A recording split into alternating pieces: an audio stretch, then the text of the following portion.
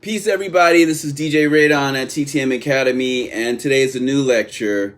And once again, I'm going to try to keep it short, but you know how that goes. So today, I'm actually talking about Vekked. I'm not for sure if you pronounce it Vekked or Vekked.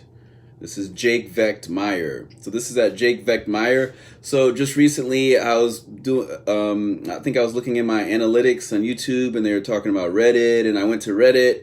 I never go to Reddit, and and I found that there's like this thing of Jake calling me a scumbag on Reddit, and there's all these, European diaspora DJs, sycophants, D-riders that are, backing him. So today we're going to go into Reddit, and we're going to go into a bunch of different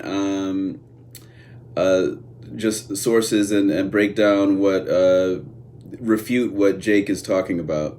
Because Jake on Reddit, besides calling me a scumbag, he was like, oh, he hasn't delivered his battle records. But Jake, the battle record is for the soundtrack for a movie that's going to be released this year.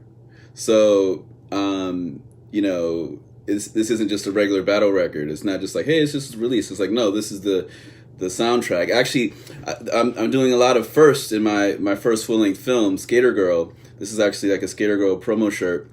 I designed all this myself in Illustrator, but everything in this movie is designed by me, and this usually really hasn't been done before. Kubrick did some films back in the day where he did every element, So it was just me and the actresses, and a couple of actors. Like I got Michael Holman from Graffiti Rock. All party people in the place to be. You just tuned into a #1 crazy fresh show we call Graffiti Rock, and this is why the show is #1. Shout out to Michael Holman. Used to be in the band Gray with Basquiat.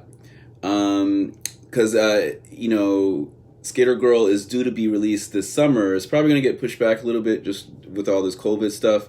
But this is going to be the first. This is my first full-length film, and I did every single element from the graphic design to the casting to the filming to the DP to the directing to the editing, the Photoshop, the promotion, fundraising, producing. I'm proving to the world that everything can be done with one person. But obviously, initially, the Kickstarter only raised like $10,000.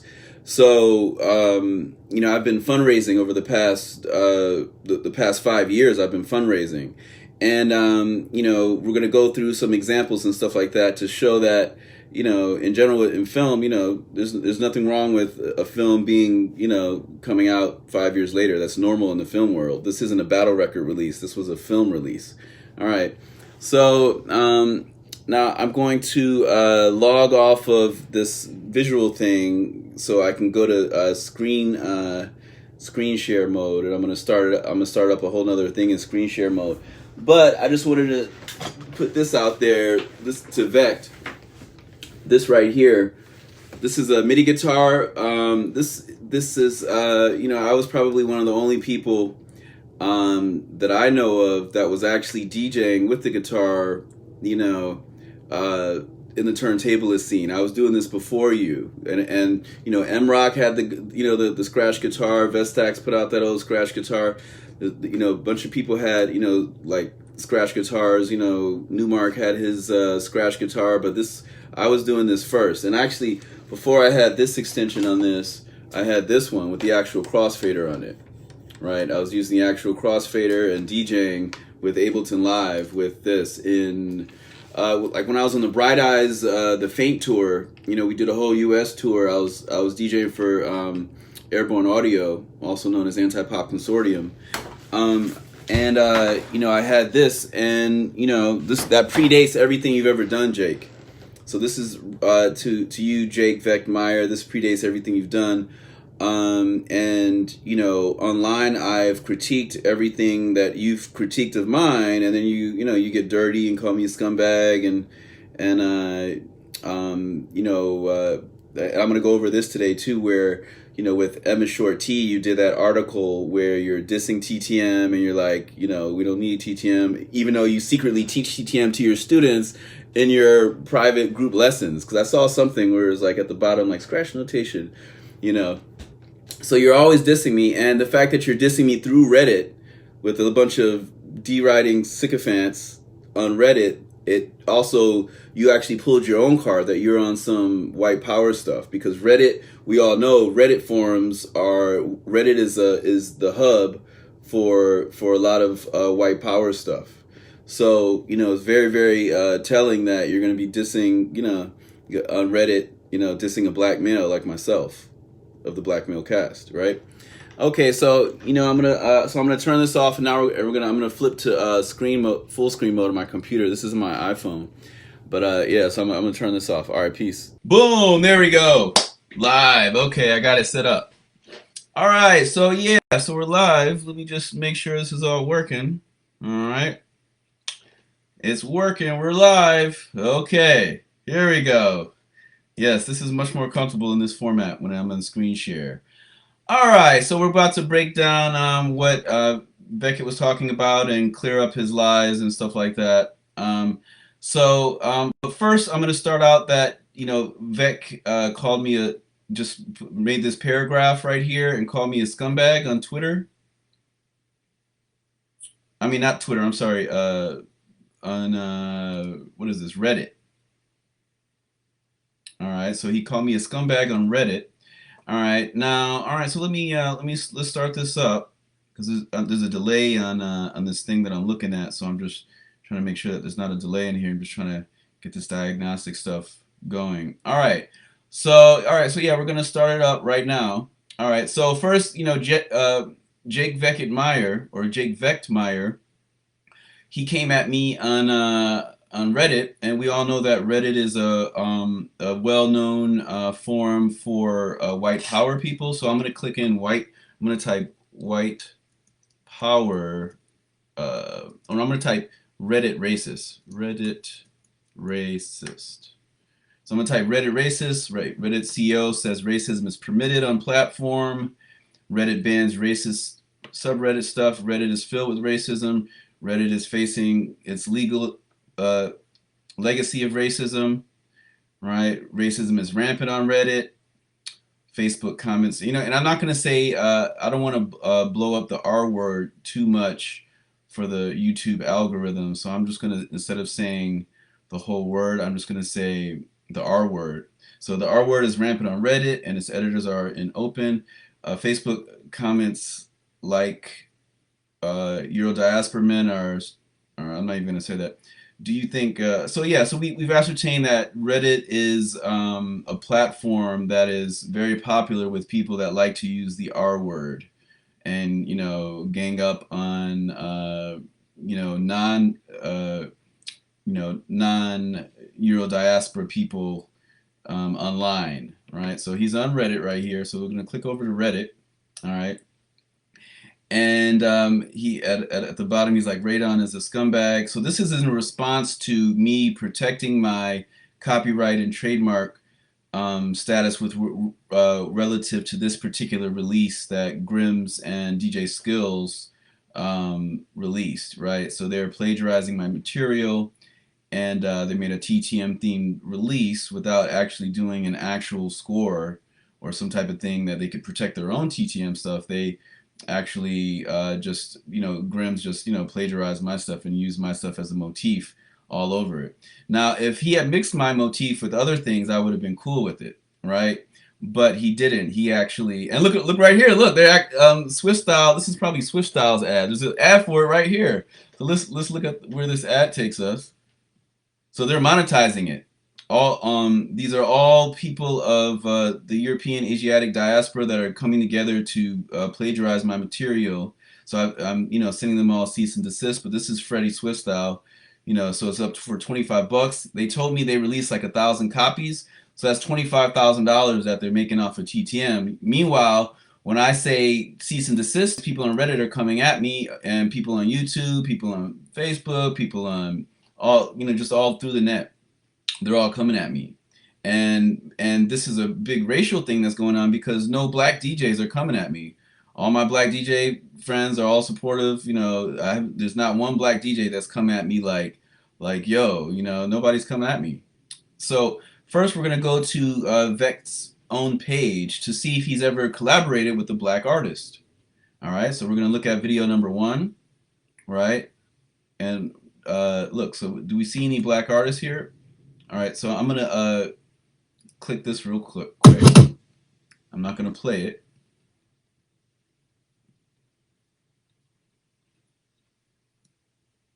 All right, so we're looking.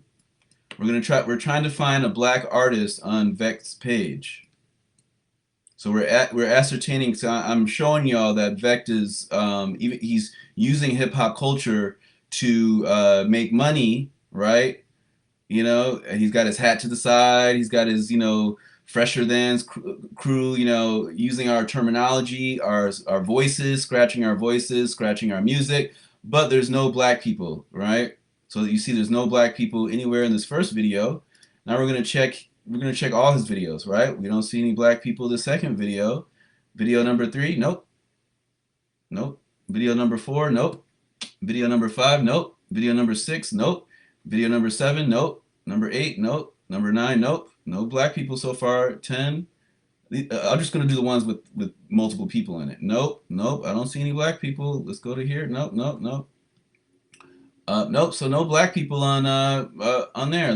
Let's go to his Facebook and see if he's collabed with any black people, right? Because he just called me a scumbag online. All right. So I'm gonna go to Facebook. I'm gonna type Vekked. So let's go to Vekked. We're going to Vekked on Facebook. I'm blocked from his other thing, so he can't even see any of this. Let me see. So there goes Vekked. And we're gonna see if Vekked has ever collaborated with any black people. Because if you go to my page, I've collaborated with women, people from all over, all different ethnicities from all around the world. And anybody that knows my page knows that I'm constantly championing for people to resist oppression and for equality. But when you start saying, hey, equal rights for everybody, a lot of Euro diaspora bigots will come at you and be like, oh, well, you're the one that's the R word, All right, so we're going through here. So we're looking at photos. All right, so we're gonna go all the way back. All right, so I'm looking for Vekked, and I'm looking for some black folks because we started this whole thing called turntablism. Let's see. All right, he's standing there with somebody, but I don't see any collabs, any type of collaborations, or any type of thing. So then we got DJ Chile. He's promoting a Euro diaspora artist doing TTM. This is a cool release. Definitely check out Chile's release. In Search of the Poly Scratch, which is a release that's response to and based in my work, and this is about polyrhythms, right? Very very cool release, right? So looking at Jake's stuff, all I see so far is Euro diaspora, him, and the stuff that he's promoting, right? We don't see him giving back to the community. They're just taking. All right, so now I'm gonna so yeah, let's go to here. We see one brother here. All right, there we go. Somebody's rapping on his thing. There's one picture, and it says hip hop. All right, so we found one picture of him and a black artist, one out of hundreds, and no videos. All right, so let's get out of there. All right, now let's go over to here and let's see what he actually said. So he said, Radon has been pulling off this stuff for years. It's just sad at this point. He has a 2-hour video up on his channel about me after I stepped up to run IDA Canada and USA Scratch Battle one year because it wasn't going to happen at all, and the judges, which didn't include me, I only organized, gave him 0 points. He harassed me on Facebook for months, which is a lie. This is all stuff a lie. But I don't have to prove all these things because that's already in that video that he's talking about. I proved, all his lies and stuff. So he harassed me on Facebook for months afterwards, asking for a breakdown of the scores for his video, which I kept explaining there was no breakdown for him because he literally didn't make it into any score sheet. And eventually I blocked him when he started commenting publicly on posts, insinuating that somehow this reason he didn't place was because I was racist. Now, Jake, I'm ready to battle you right now. We've battled before, and I'm ready to battle you right now, but I know you don't want it. You don't want the smoke. You don't want to battle me. Where's right here? This was like a random thing. I'm going to play it. Now, I will say he did win here, but I'm at a way higher level now. I can totally smoke him scratching. Now, I'm not going to say I can smoke him juggling because I haven't been practicing juggling for, a decade. But, I've only been focusing on scratching. But, I can smoke Jake scratching now. 5 years ago, 2017, yeah, he was a little bit ahead of me, but now I'm way ahead of Jake. The thing is, Jake's style basically capped out in like 2015 or whatever. He's still doing his style still sounds the same. I'm adding new scratches this year I haven't added new scratches, but last year, past 5 years, I was adding new scratches to my arsenal every couple days. So I'm gonna rewind it.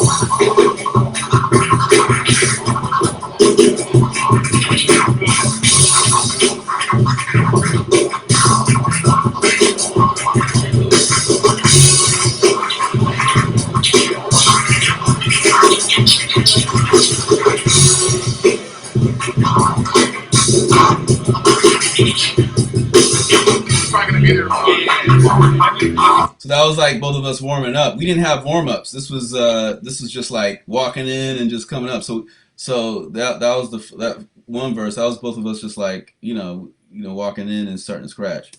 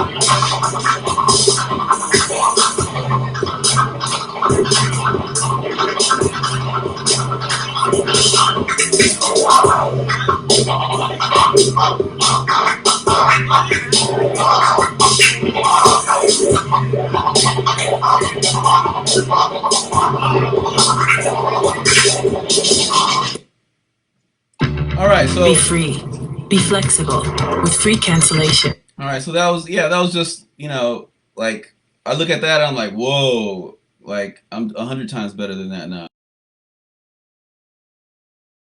You can't touch this where I'm at right now. Let me go. Let's see. Let's click on Destroyed here. This is where I'm at right now. So Jake, if you want it, you can't touch this right now. Trust me. You can't do half of these scratches. Anything you can do, I can do. Yo, stop fronting and use your head.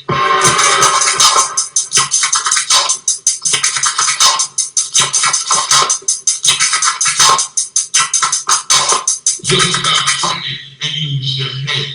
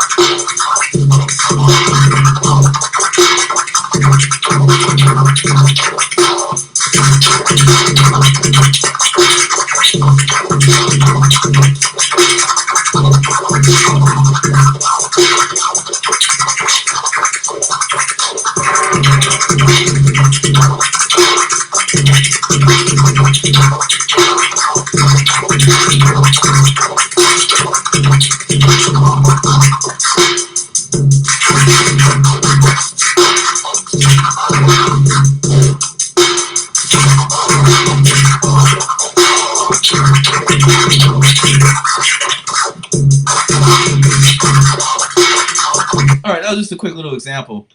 But yeah, so if you wanted Jake, I'm here. You can, I know you're afraid because you have so many belts, and I know you're never gonna battle me. But I'm coming for you. I'm gonna start. Actually, dropping some scratch stuff at you because you're getting out of control now. Now you're really wilding.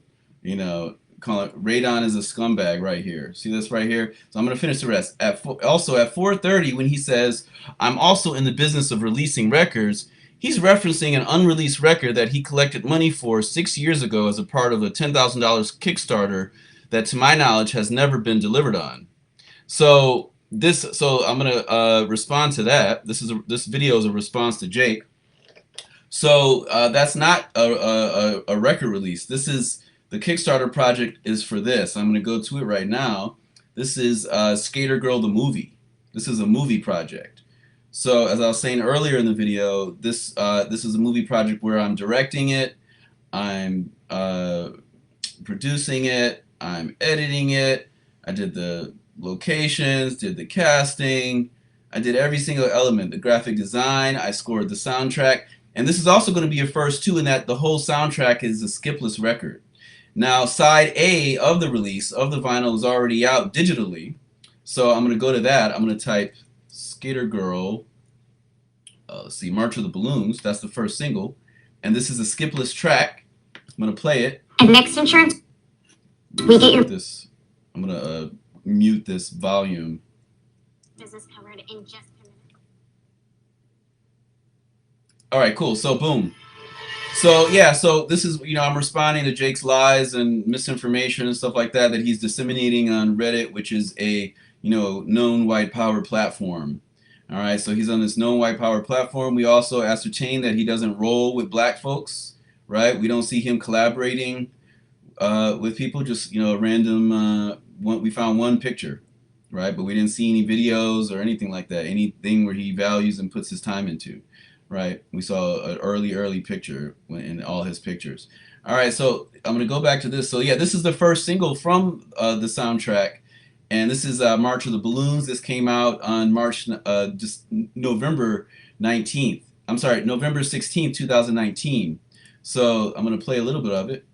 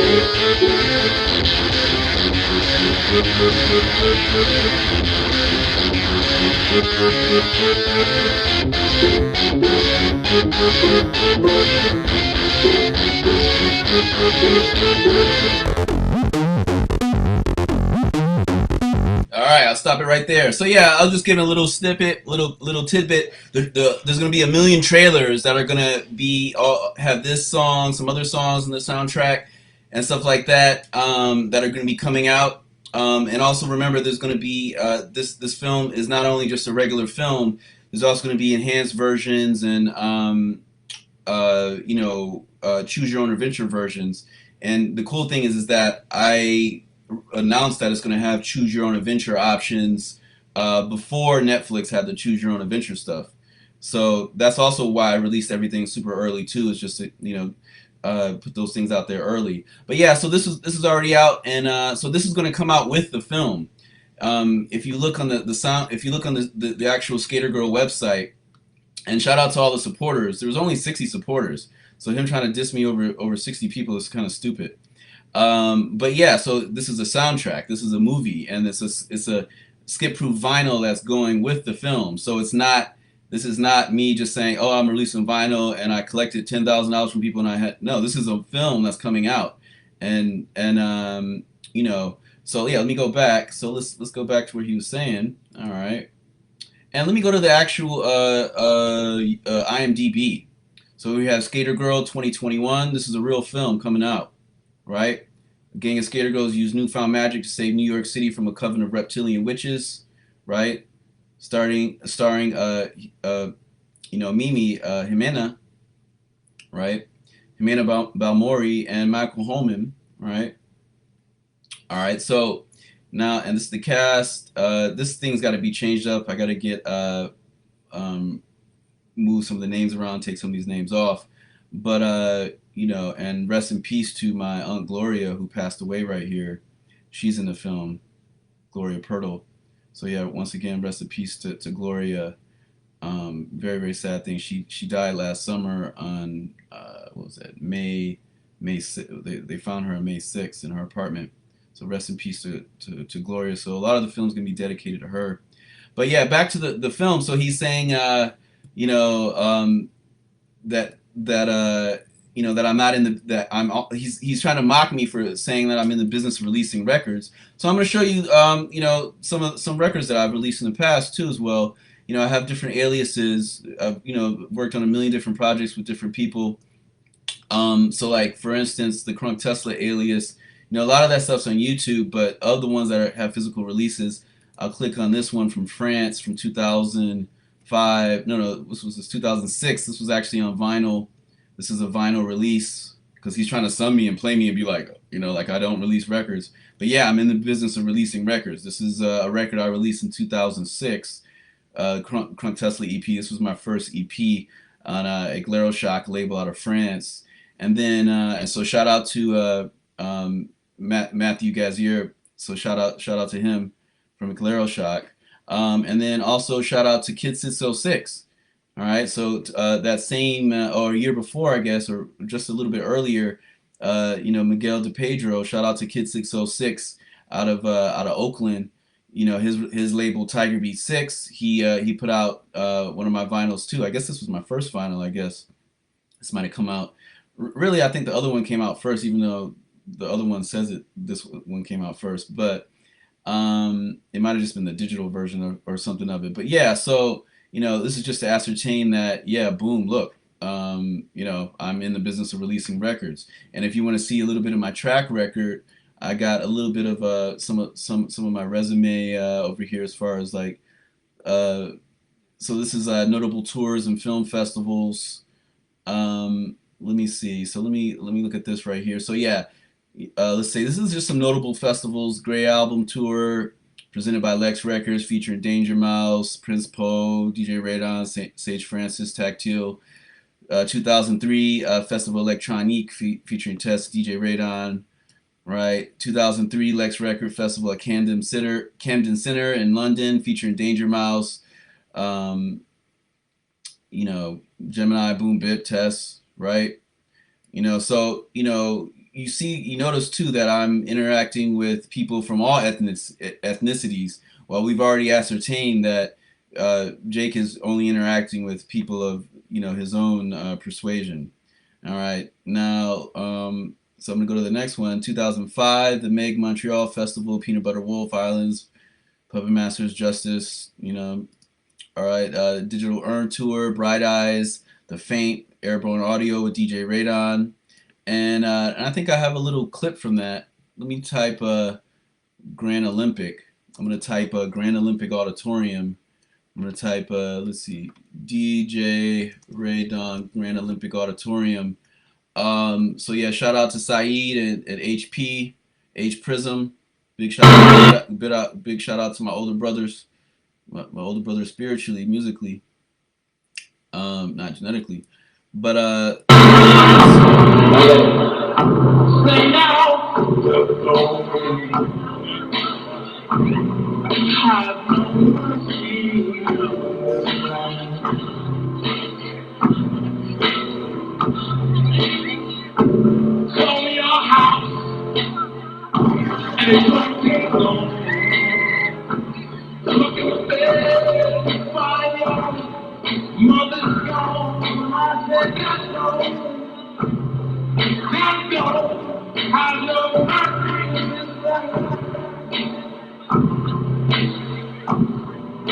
that's me playing the bass live using the same guitar that I showed earlier in this thing. I'm playing the organ. I'm using that guitar DJ controller to control an organ, I believe in Ableton Live, and I'm playing the organ live.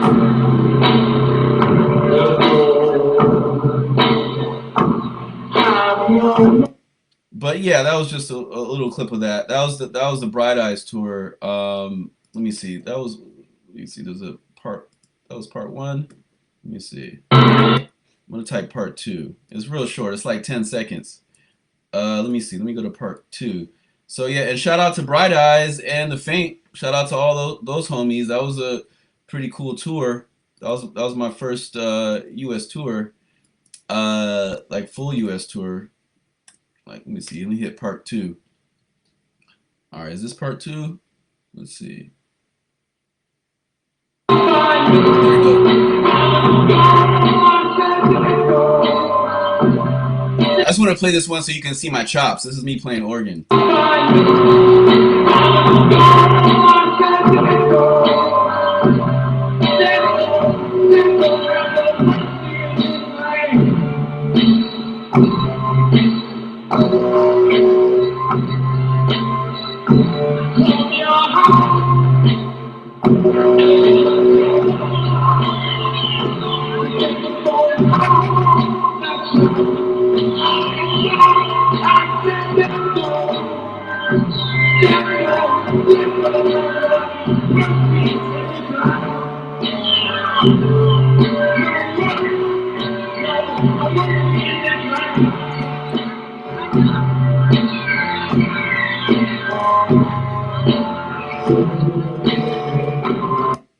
Oh yeah, so I was just playing that one because that first clip you couldn't really see my chops in that, but that one there's a little bit of arpeggiation in it, so I just wanted to so he's trying to sum me acting like like I'm a newbie or not in the business of releasing records, but yeah, I'm in the business of releasing records. Let me go back to this these tours and stuff. So yeah, 2006. Jelly presents McCarran Pool Festival. I did the first party there, the first pool party. I'm gonna release all those probably this year, next year. Montreal Jazz Festival. Me and Saeed did the Montreal Jazz Festival. And it was like Gnarls Barkley that night, Black Eyed Peas, Kid Rock. And shout out to Gnarls Barkley. Shout out to Danger Mouse because we were on tour in 2004 together, and he was bumping. He was showing me all the his stuff with CeeLo, and at the time people weren't feeling it. Danger Mouse because of the name Danger Mouse featuring CeeLo, but when he changed the name to Gnarls Barkley, that's when it took off. So shout out to Danger Mouse. Very very cool cat. Because even after he blew up, I remember I ran into him at Irving Plaza before Irving Plaza closed. I ran into him at Irving Plaza backstage and was like, "What show is that?" Maybe it was his show. I think it might have been his show, like his big show at Irving Plaza when they first blew up. And it was like Puffy was there, all these people, and and Brian came up to me like, "Yo, what's up, Radon?" So I want to give Brian a big super shout out for still being not being on some celebrity type of vibe. Still had his afro. Still keeping it real. So big shout out to Brian. All right, boom 2007 State X New Forms Festival featuring Aphex Twin, Wiley, Crunk Tesla, Jackson, and his computer band. So my biggest probably fan base is in France, which is funny now because I got all the people coming at me right now, all these French people, because the whole reason that I'm live right now is because live on Facebook right now is because Vekked trying to come at me for me suing Grims and Skills, even though I'm just protecting my legal work because they're making $25,000 off of my release. So let me click on this right here. I'm gonna click on, let's see, there we go. So these are just some of my old flyers from over the years, but I'm gonna click on this one in particular. This was the State X New Forms Festival with it was like Aphex was headlining, Wiley was headlining. They had me on there, and they actually had me play at the exact same time as Aphex. I don't see the thing on here that shows that, but we were actually playing at the exact same time in different rooms, just to put things in perspective. So Jake, and this is me with my DJ guitar that I was I was using this guitar to control live. So all these buttons right here were controlling breaks and music and breaks, and then these buttons were these knobs I'm tweaking the effects and stuff like that, and then I had the like the whammy bar thing controlling the speed but yeah, and that just once again it by far predates what this is at the State X New Forms Festival. This was my actual setup that day with Tess rocking with me, and you see, look, I'm rocking with a Caucasian artist. I don't see you touring around the world with any black artists. And back to that whole point is that there's a lot of we're as black artists we're being boxed out of turntablism right now, and this is why we're going to have the first Black Turntablist Conference this year, because it's gone too far. Because heads aren't reaching back; they're just using us as cash cows. They're just using the Jazzy Jeffs and and Cash Moneys, and even Cash Money almost quit. I forgot to say that in my last lecture. Cash Money almost quit. It's like, how is it Cash Money almost quit? Meanwhile, we got these Scratch Bastard and all these people. He'll throw a barbecue and bring a black artist out so he can get more views, but he's not, they're not promoting black artists, they're only using the old school ones. None of them, you notice that none of them are collaborating with new black artists, unless they're down with the Executioners or somebody from the 90s or 80s. And that's the definition of a cash cow. They're only using black folks as cash cows. But, so I just wanted to show this picture right here to ascertain that Vekked is, is late to the turntable guitar thing, because this was just like a couple years ago. But this picture of me is like 2009 or something, like long time ago. All right, maybe 2000. It says it right here in the thing. That was 2007. Wow, 2007. So that was like 10 years before Vekked did that. More than 10 years, right? So, and then 2007, Sesk presents Collaboratorio with High Priest, DJ Radom, and Mamelo Sound System. Nacial Zombi, Hurt Mold. Shout out to everybody in Brazil. Shout out to Cesc Paulista. Let's see, 2007. Let's see, 2007. New York Central Park Summer Stage featuring Television, Apples in Stereo, Dragons of Zinth. So that was when I used to be in a psych, kind of like psych metal Afrobeat band. So shout out to Aku and Akwete, right? Aku, plays keyboard in Santa Gold now, and a bunch of other bands and stuff like that. Akwete is in Mexico on his artist tip, doing 3D rendering and still making music. They're all making music. 2007, yeah, David Bowie chose us, and shout out to David Bowie in the afterlife. He invited us out for the first Highline Festival at the Highline Ballroom when they first opened the Highline, Secret Machines and Dragons of Zinth, right? And and I ran into him, and he's a cool cat, very very very polite guy. 2008 Periferias Festival with Juan Atkins. It was me, Juan Atkins, Warrior Queen, Dexplicit, Steve Reed Ensemble, right? Solar One present, Dan Deacon. Solar One presents City Soul Festival with Dan Deacon, this and that. Here's some gallery, some of my gallery stuff. Dice Projects, 2004, Paul Rogers Gallery, 2004, Exit Art Gallery. I'm going to drop that one. I haven't dropped that on TTM Academy. Exit Art Gallery, 2007, Dactyl Foundation, 2008, 2010, Dim Passwords Gallery. This is, Little B's Managers Gallery. So big shout out to Seb, big shout out to Seb. At the this was and these were with a lot of these were with Andre Bear Matoire, so shout out to Andre Bear. The Giovanni Rossi Gallery during Art Basel with Andre Bear, so shout out to Andre Bear. He also brought me out to McKinney Avenue Contemporary, the new museum, and the list goes on, right? And these are all scratch releases, stuff like that, as far as books and what I've released as far as publications, right? So let me go back to where we were. So I'm going to go back to this thing right here. So I'm going to go to this next paragraph. So lastly, he said he's done he's done this behind the scenes with multiple other turntablists. Yep. Like this, for example, we're going to go to TTM Academy. I'm going to type TTM. He said, I've done exposés on DJ Qbert, right? Because Craze came for DJ Qbert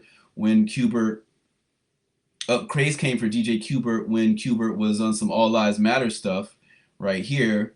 And yeah, I put that story out there in the public, and yeah, and people came for me. A lot of racist people, bigots came at me, and they're coming at me for just reporting on on Craze, exposing the fact that Qbert got racist, and then Qbert tried to backpedal and be like, he never heard of All Lives Matter before, even though it was a million, it's all over the news, it's all like, Qbert got caught lying, right? And even Flair called him out. DJ Flair, if you look in the comments on this, why DJ Craze came for Qbert, DJ Flair is exposing the fact that Qbert said all types of racist stuff to him back in the day, right? And then people are also mad at me because I exposed the fact that the Beat Junkies had no idea had no idea how to represent a bar on paper. They had this bar thing wrong for years on their whiteboard. They never erased their whiteboard, and they kept the same wrong thing up for years. And if it had only been up there for one class or two classes, I wouldn't have said anything. But it was up there for years, and they'd have guest lecturers come through, and it was still up in the background. I'm like, why did they never change their whiteboard? The whole purpose of a whiteboard is to erase it and put new stuff. And if you're going to have the same stuff up there, which is fine, at least have the right stuff. And all I did was call it out, and people came for me for that. And everybody that's coming for me in this video, and this new video with Grems, me seeking to protect my legal status, to protect myself from Grems, making TTM shoes in the future, or TTM, bed sheets, because we're both in the business of making, I have TTM bed sheets, but I want to stop him from being able to make TTM products in the future because I own, the rights to it, right? So yeah, that's what he's talking about. So yeah, I came at people that were, in this situation, Qbert was being racist. And in this situation, all I was doing was, making a mathematic, being a stickler and pointing out mathematic errors, and people came at me, and it's only males too, so it's only males of the European diaspora that are coming for me. All right, so no women got mad that I corrected Babu, right? Why is that? So lastly, so yeah, I hope that no one ever actually takes him seriously and pays him because or I guess pays him mind or something, but saying pays him is talking about my paper. Like I'm not trying to mess up his paper, but obviously he's trying to mess up my paper because as somebody posted above, he doesn't seem to actually even have a copyright, let alone the money, means, or legal grounds to actually enforce anything if he did. I'm fairly certain something like this wouldn't hold up if it came down to it, even though Rain Mixer settled with me. Right? So let's see what the people say. So now we're going to see what, we know that Reddit, we've already ascertained that Reddit is I'm going back to here, right? Uh, Reddit CEO, let's go to here. So Reddit, we know that Reddit was started as a white supremacist kind of forum chat room world, or at least it became that. Not necessarily that it was started for that, but at a certain point it became that. I don't even know how, but yeah, you see, he was cool with it, and then they kicked him out, right? So let's see, Reddit is filled with racism. All right, so Reddit is finally already went through all that stuff. All right, now let's go to here. Now we're gonna look at some of the comments. All right, so let's see. Sounds like a Grandmaster J figure. So this is Jason Guyan 81. Let's see. And Grandmaster J is another black turntablist who got caught for being a fraud. And I actually did a story on him. Let me go back to here. This is that story on that. And people have seen me DJ. I'm not a fake DJ. Yeah, this idiot was allowed to co-host IDA USA one year, and it was the most unorganized, laughably bad scratch battle I've ever seen. Shout out to all the contestants in that. It was a very dope battle, actually. And notice how he says I was allowed. I wasn't allowed. I'm the one that brought IDA USA back. IDA USA had died.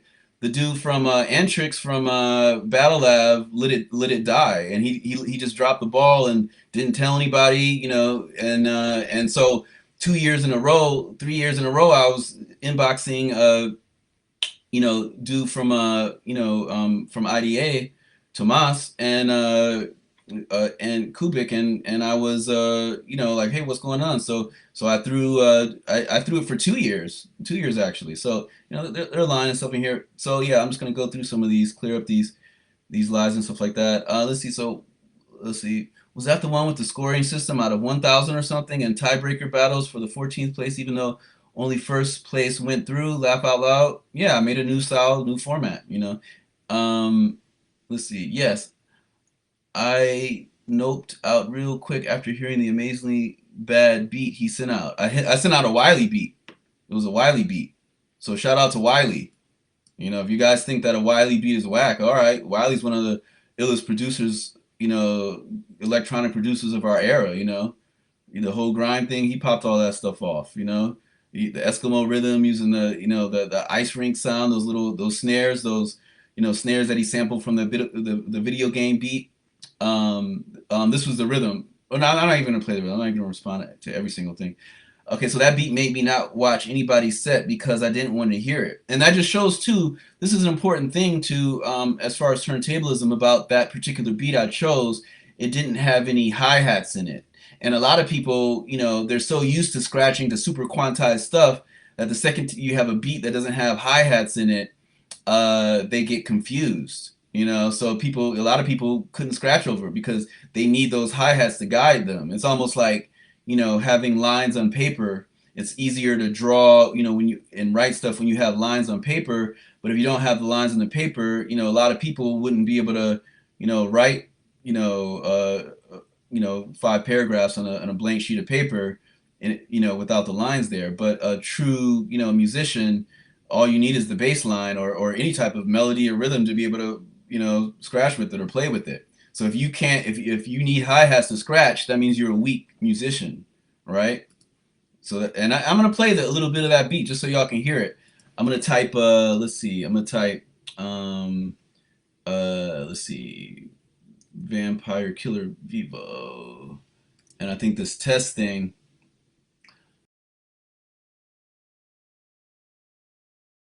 Is this test one where Tess is like looks like he's asleep. Let me see.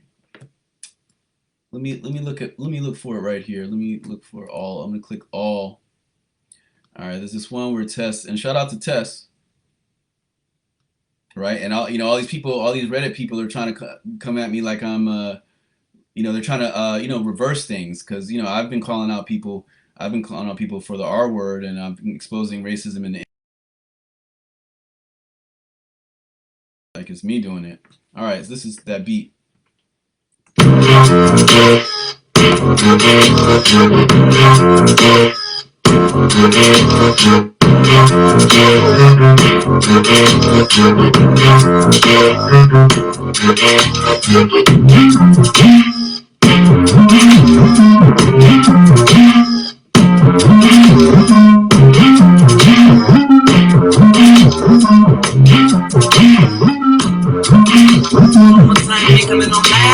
So that's the beat right there. That was a Wiley beat.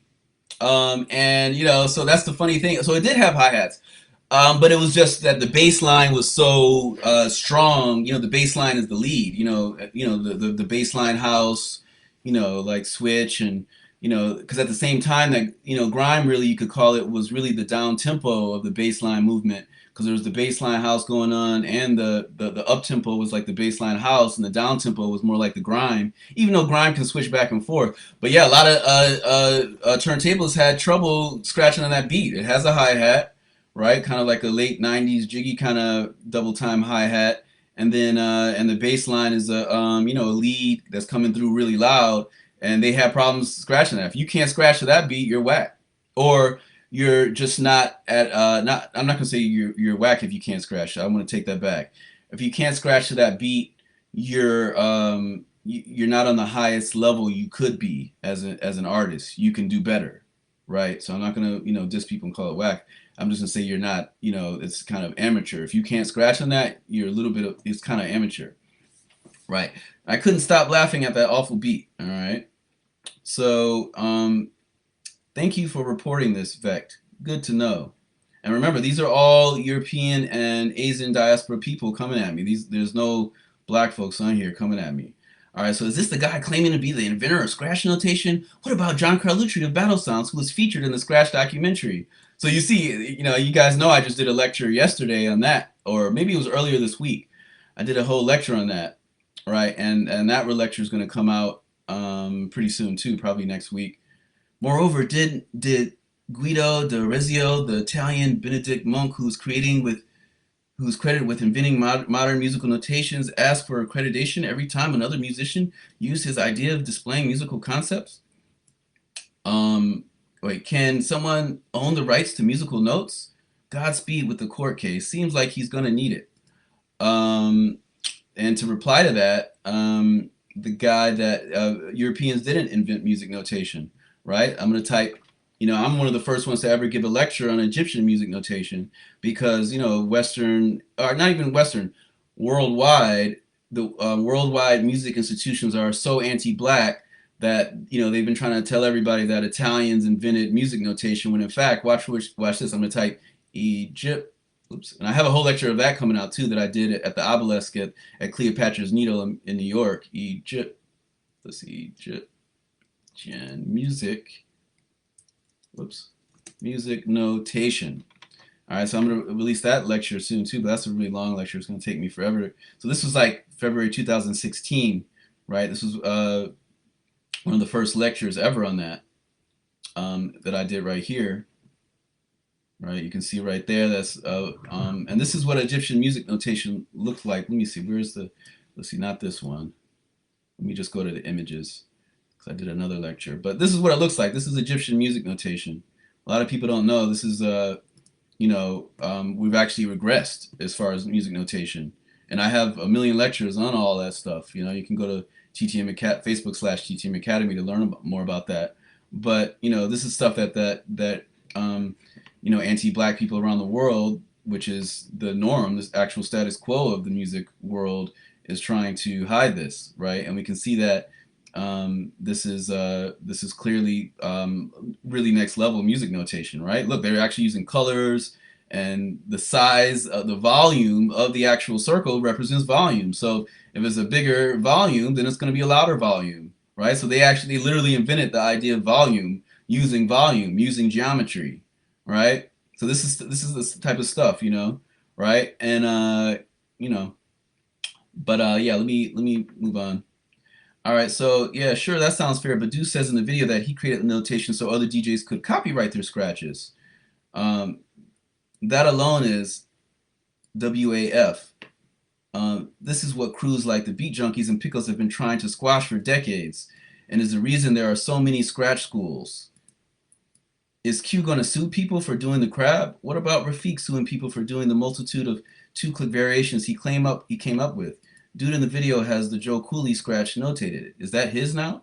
No, it's not mine. It's for people to protect. Just like with any musical note, if you play a chord on if you play three notes at once and play a chord on the piano, you can't copyright that. But the second you play a chord and then some space and then another chord and some space and another chord, you can copyright that. So once you start to, string a couple of scratches together, you can copyright it. All right. All right. And that's part of the reason why I created TTM. This dude does not have a trademark, patent, or copyright. Look at all these people trying to come for me, trying to question my paperwork, right? I heard his TTM ASCII character set. I searched his TTM ASCII character set, and I could not find shop to buy it free or download link. Let's go to here, right here.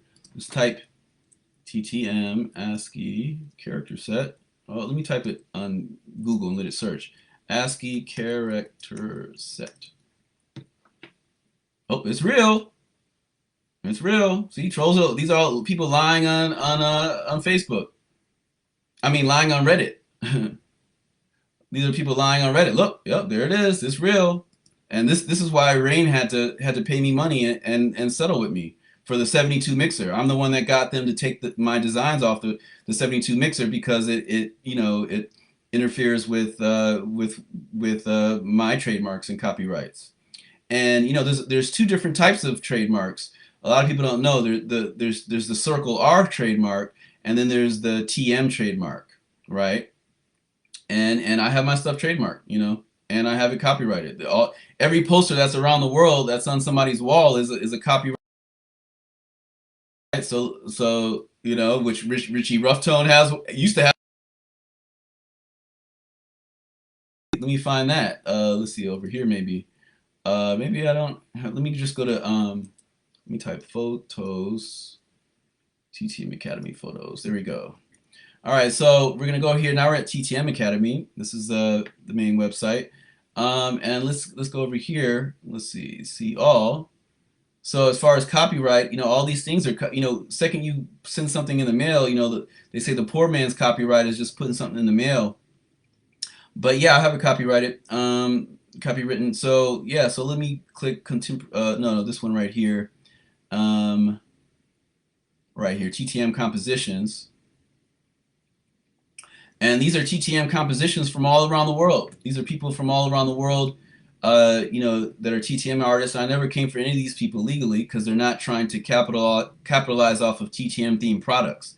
So, once again, if somebody releases a baseball cap with a chirp scratch on it, I'm gonna sue them because that's I already have TTM hats.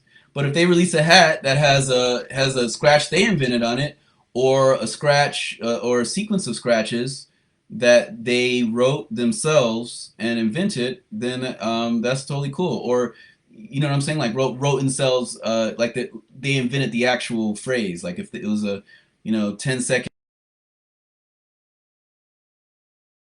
you can't just plagiarize my stuff.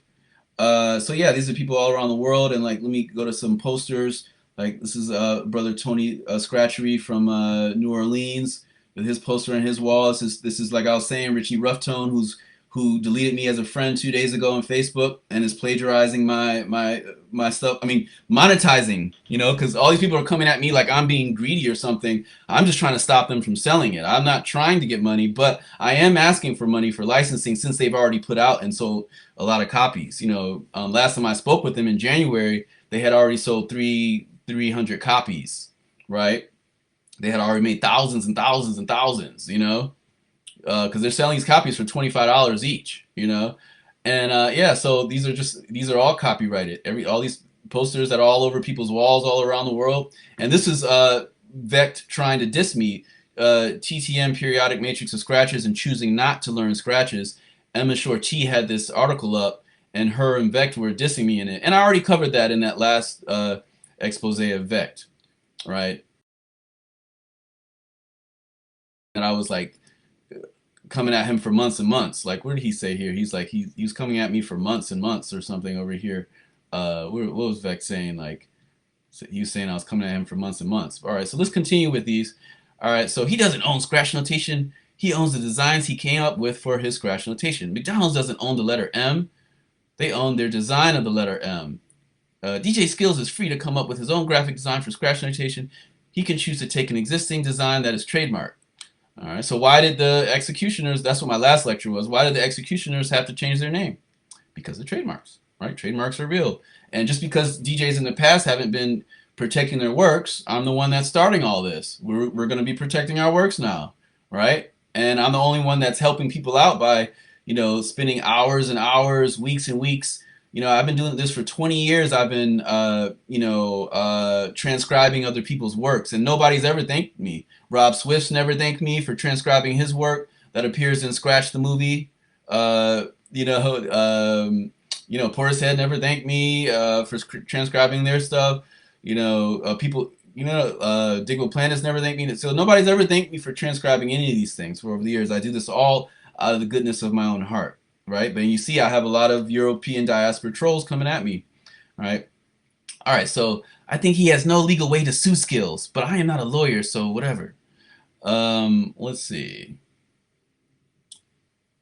All right, so found this as well, but it's just a documenting explaining what TTM is.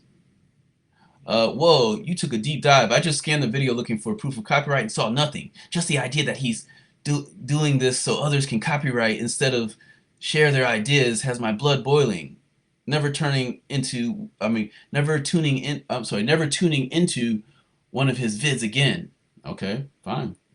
He settled with Rain, and they removed his design. Again, he doesn't own scratch notation. He owns his particular design of it. Starbucks doesn't, which is true. I don't own scratch notation, but I own TTM themed products. For instance, if you were to put out a T-shirt that was just Mickey Mouse and Donald Duck and all the Disney characters that we all know really well, if you had a T-shirt and they're all climbing a mountain together, Disney could sue you if they want. Now, if you take Mickey Mouse and you have him fighting Ryu from Street Fighter, then Disney can't necessarily sue you. They could try to come for you, but if you do it, so what Grimm's did to me is equivalent to me taking all the Disney characters and just throwing them all around a sheet of paper, and making it look like a Basquiat painting, And I'm going to show y'all where that is. So I'm going to go to this right here. We were just at where was it? Where it was actually showing it. I think it was actually trying to recommend it. Yeah, it's actually recommending it right here. Look, so I'm gonna open this up again and go to the scratch style thing. So Freddie Garcia is paying Google to make money off of my plagiarized designs. So everything in here I've done these designs before, and I've been releasing these for years. So that's what I'm saying. It's equivalent to just cut and pasting a bunch of Disney characters or a bunch of Marvel characters. They're gonna come for you. But only companies and people with respect and people with legal prowess come for people. And in turntablism, everything is so underground, people aren't used to it. But I'm setting off a new precedent, and you're all going to have to get used to it. Turntablists are going to start protecting their works, and this is the me protecting my works. And I was about to say this is the first case of that, but it's not, because I already had Rain. I had them frozen and take, I had them destroy their content. I had them destroy their firmware, because that was a part of my cease and desist. you know. All right, so let's see. Let me go back down where I was. All right, so let me see.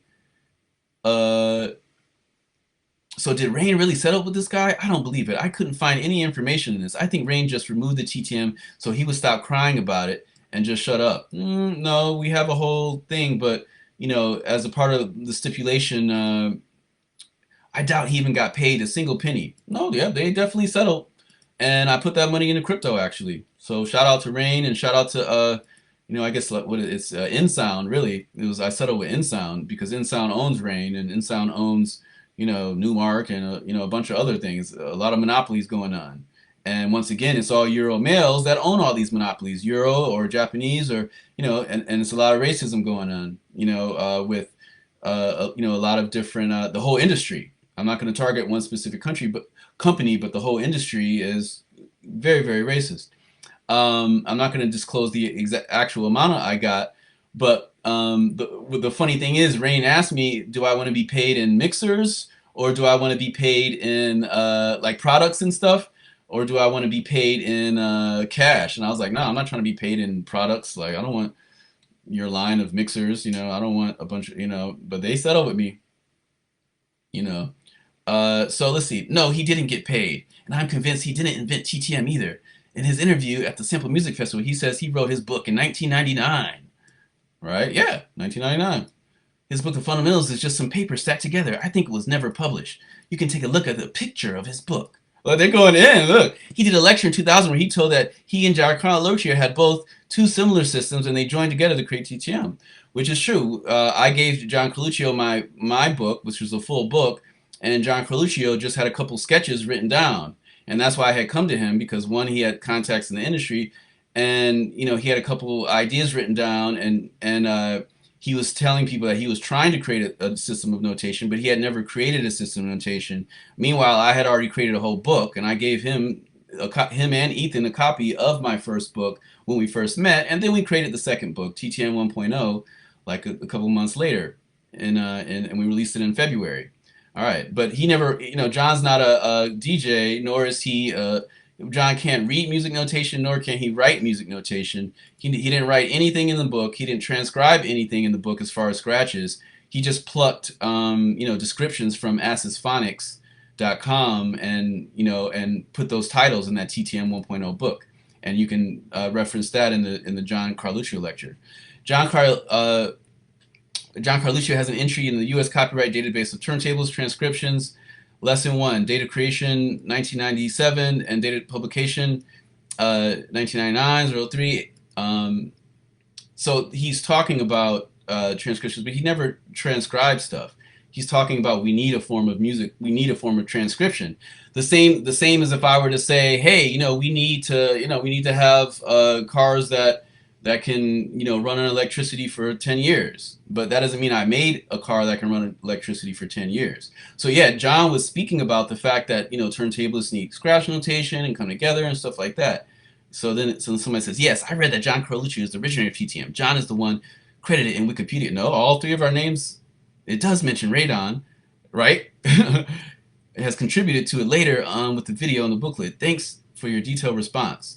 And you can see the video about John. That's why you don't see any more TTM stuff from John, because anything that was TTM and John was actually stuff that I created. And him also being a male of the European diaspora, Italian, was lying and telling people that he did my stuff.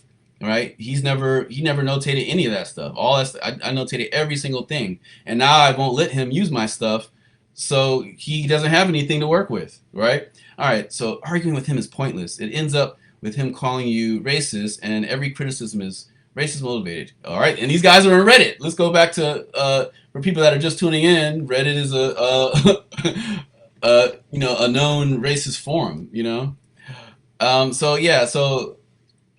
Let's see. You discusses with him about copyright, and he starts talking about European diaspora, Charlie Hebdo, and Brexit. Yep.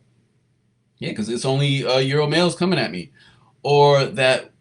And the fact you guys are like trying to, pull my card and research, or that with people are jealous of rich black people. It's hilarious. No, I think I said, I think I had mentioned something about the fact that, you know, it's European. In America, you see black people with wealth, holding their head up high, driving big whips, Hummers, having huge houses. But you go to Europe, you know, everybody shits on everybody, black people in Europe, and they don't give them as good as jobs as we get here, right? We don't have as many opportunities in Europe. So we're not rolling around in big whips in Europe, and we're not rolling around with mansions in Europe like we are here, you know? So that's what I was talking about, that, how opportunities, so, you know, America's a much better place for black people as far as opportunities relative to Europe. All right. So let's see. Now, or that, let's see, one of my favorite is when he told Skills that his cover art is a copyright infringement because Alex Honenfeld and some guy called Kajetel agree with him. I hope I'm not butchering your name. That's some primary school debating skills. I bet he's a black Hebrew Israelites too. I used to actually battle those Hebrew Israelite dudes on the street. I used to battle them on the street, you know, because they'd be like, the 12 tribes of Judah are Puerto Rico, Dominican Republic. I'm like, yo, they just created those places. That's not the 12 tribes of Judah. You know, I'm talking about Caucasian males coming at me and accosting me. Let me actually show that. Let me actually type. You know, I had just signed a new lease. It was actually April 1st. I remember this. It was like April 1st, maybe 2011. I had just signed a new lease. I had just come downstairs from the office, and he didn't raise the rent on me. You know, I had my mezuzah up, representing my mitochondrial L1 Eve haplogroup. And then this guy named Natan. I'm gonna type Natan. Actually, you know what? Let me type. I think it's. Let me go to YouTube. So this is like a very, very small page of just more of like random videos of you know, hardships that I've experienced. So this is me being assaulted by Natan. All right, and I'm not gonna let that Ed Banger music play. So I'm gonna burn some sage. Like, you guys are really tripping. He's burning sage to get. So you just look. Fuck! So you, Everybody in here fucking crazy! so you just spit in my face. I don't give a fuck! So you just spit in my face. So that was the day I re-signed my lease. That was the day I re-signed my lease, and this was around the same time that, you know, all the riots were happening in Europe. You know, there was riots in the UK, there was riots in Greece. This was like 2011 when that happened, and you know, I got him in jail. I put his ass in jail. You know, he dragged me to the ground and was beating me, and I have, because I was on my laptop sitting on a chair, and he was just in my face screaming at me at, like, you know, 10 o'clock in the morning. I was like playing some music on my laptop, and he was screaming at me because I had like green screen studios. I had, you know, but he was the boyfriend of a tenant, right? But yeah, you know, so yeah, I was just, you know, ascertaining that, you know, I've been attacked by a lot of males of the European diaspora, you know, and let me see, let me go to another video. So that was that. This was me. This wasn't me being attacked, but I was just walking down the street in Bedside on Halloween, and I saw some police, you know, just beating up some black kids. And this is just showing that what we black males go through, because we're talking about Reddit people, you know, Reddit, you know, Quanon, you know, Hicks coming at me. So I'm showing, you know, going in on that subject.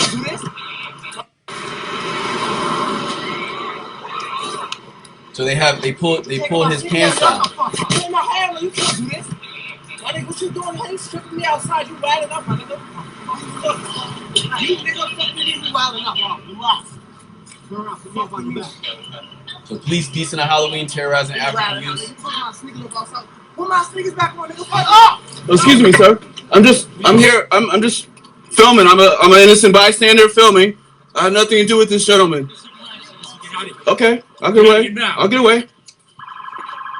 Y'all see that? Police intimidating me? I'm just filming it. And I experienced police brutality twice in this neighborhood. Like only you know, 10 blocks from here, one experience, and then on another, you know, 15 blocks, another experience. So it's everywhere because people will be like, "Why are you bringing up race? Why are you pulling out the race car?" It's like, no, it's not a race car. It's y'all. Racism is it's like the ocean, and y'all are swimming in it, making all this money, and trying to sun us black folks. So let me see. Let me go back to where I just was with the base clear thing. So yeah, let me go to another example. Right. Let's see. Where is here's another example. This is me in France. So on August 7, 2014, while waiting for connecting flights in Paris, two African American artisans were racially profiled and detained by French authorities at an immigrant detention center located inside of Charles de Gaulle Airport. So I never told y'all about this. This was years ago.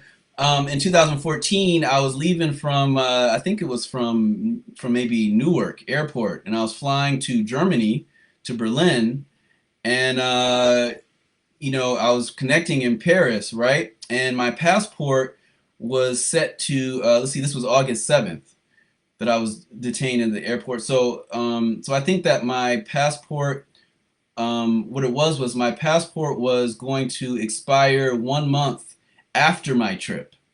So my trip was, I was leaving August 7th, and then maybe I was leaving like, let's see, August, September, maybe September 7th.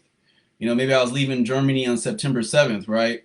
And then my passport was set to expire like, October 7th or something. So when I got on the plane in Newark, they were like, "Oh, your passport's going to be, expired a month after your trip. So make sure, once your trip's over, get it expired." Now, when my ass landed in France, guess what the racist French people did? They threw me in a holding. They looked at my thing and they said, "Well, Schengen laws are different, and if your passport expires 1 month after your trip, that's not enough for us because we think you might." Cause they thought I might try to be like an African immigrant that they hate, all these xenophobic people, and they thought I would try to like stay there and live in live in Europe or something, even though I was just on a trip on a tour. And so they're like, "Well, you have to your passport can't be a passport that is going to expire a month after your trip is invalid in Schengen countries." I'm like, "What? What's the whole purpose of having a date on a passport if it's not valid?" They're like, "No, it has to be 3 months." So when I was in there, so they put me in there, and look who's inside of this holding facility in Charles de Gaulle Airport. All right, what's up? It's O's Crunk. We got Junior here, big manager for Joey Badass. That was Joey Badass's manager, but inside of here was all black people, all black people, all black people. If I was white and my passport was gonna expire 1 month after my trip, this is 1 month after the trip, not before the trip. I didn't have an expired passport. My passport was set to expire a month after the trip. All right. And they put me in this facility and they're like, "We're going to send you back home." They're like, "We're going to send you back to America." I'm like, "Hells no." So my aunt, thank you. Thanks to my aunt called up some like, city council people, representatives and stuff like that. Shout out to my mom too. People called up a bunch of people, and then I gave I'm not a Mason, but I've studied Masonry. So I gave, this Caucasian French dude there, the maybe a third knuckle handshake trying to get out of there. Like, "Yo, let me out." And I got out. I gave him so to everybody out there that's not a Mason, I'm not a Mason, but there's special. They give each other special handshakes that can get them into certain things or get them out of certain things. And I think the higher the knuckle up, the higher the level of the Mason. So maybe I gave him like a level 3, Masonic handshake, and they let me out. But I'm gonna show you. I'm gonna press play.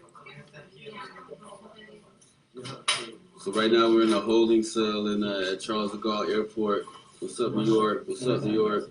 Delta. So this is for me having a passport that expired 1 month after my trip. After my return trip, not after my leaving trip. 1 month after my return trip, right? This is how racist they get out there in Europe. Even if you have if you're black and they're scared that you're gonna try to be an immigrant and live in their country, they're gonna put you in this holding cell. Look. Exactly. Delta, expect some lawsuits for real. Y'all got a room full of people with brown skin in an airport that's 98% light skinned. and y'all can do the exactly. I'm starving too. No food here. She said, And this was wait, and guess what? This was during Ebola. This was during the this was, let's see, 8/7/14. That was during the Ebola crisis. That was, and they were just throwing, there's people from all over Africa that they're just throwing me in there. This was during the Ebola outbreak. They took my food away from me. They took all my credit cards. They took all our credit cards. Everybody in this room, they took our money like we actually robbed a bank or did some crime or some type of thing. Like we're criminals. This is me in Charles de Gaulle Airport. For everybody that's just tuning in, my passport was set to expire a month after my return trip. Which is totally legal in all over the world, but I had no idea that in xenophobic Xinjiang countries, they made some weird law where it says that, it has to be 3 months after your return date for it to be legally a passport. I'm like, what? That's the craziest thing I've ever heard. And they were racist to me at the airport. I'm gonna go in. I'm gonna do a whole Charlie Hebdo lecture and French racism and stuff in the future. But for now, let me just play this. My passport says it expires on September 23rd, and today is August 7th. And my flight is from August 6th to September 2nd. So they're putting me a black male in a holding cell that looks just like this. You guys want to see what the holding cell looks like?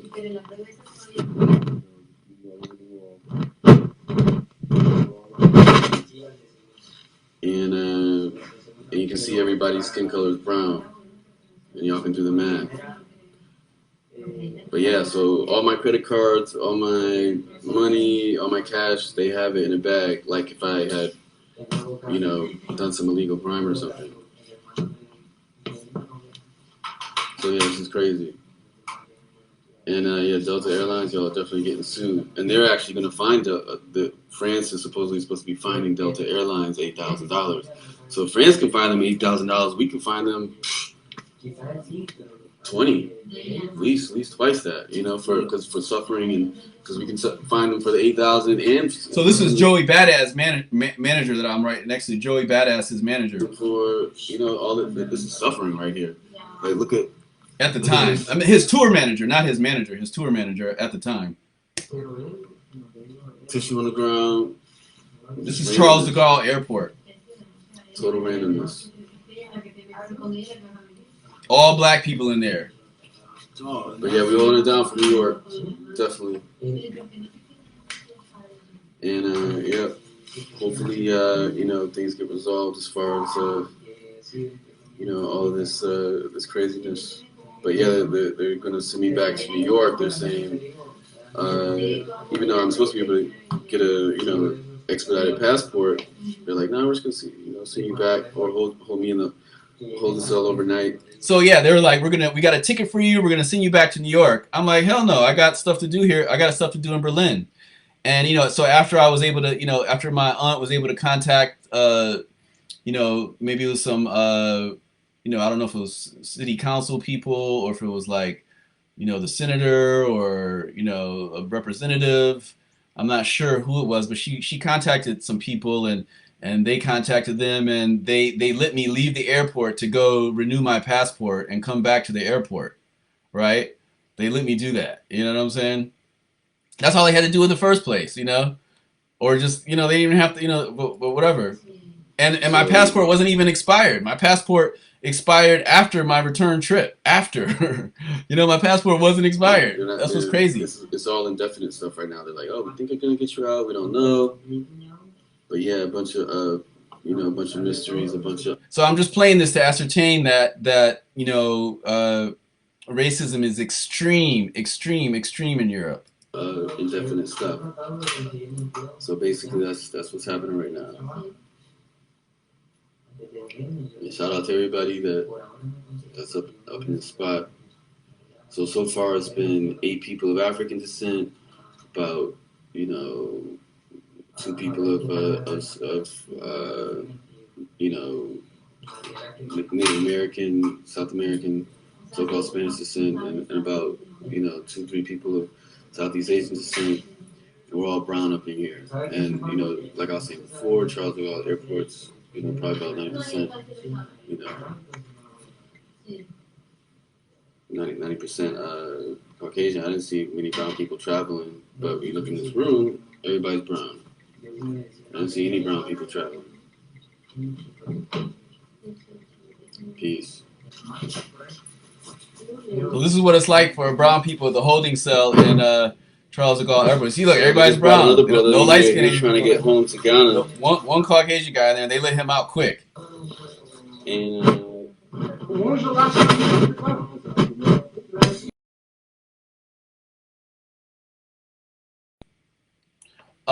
let's see. So I showed that. Yeah, I was just trying to show that guy attacking me, right?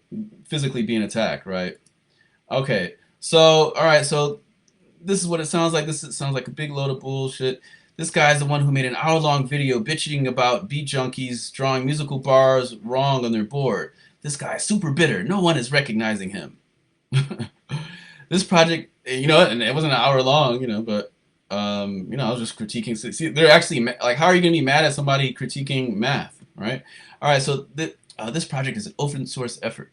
In this video is written that TTM is open source. Yeah, we can use it to protect our copyrights. All right, so after seeing Radon's last two vids, this one, and the one where he's complaining about the beat junkies for an hour, I had to unsubscribe from his channel. I can't watch his nonsense. Gave him a big fat thumbs down, too. Yeah, look, oh yeah, I'm going to show you all the thumbs down. Look at all this Reddit hate. So we're going to go to TTM Academy, right, and I'm going to show you all the Reddit hate. I'm going to show you all the hate. Watch, I'm going to click on the video. Just be able to protect your own stuff, but also... So I'm talking about protecting your rights as an artist, and people are literally trying to stop me like they have a sworn vengeance. And some of these people might have a sworn vengeance. Some of these people might be, you know, Masons or you know, American Legion or whoever, you know, Daughters of the Confederacy or Daughters of America or whatever those things are called. You know, all these cults. But look, 32 people dislike, and they're telling each other on Reddit like, yeah, let's go dislike Radon. All right, what a dick. If anything, this is just promo for skills. Yeah, I don't know. This dude didn't invent TTM. The graphic artist who did the cover looks like he draws inspiration from other sources. The poster in the video was like a retina bite in Mondrain colors, but whatever. That's another discussion. Doesn't look like Mondrain to me.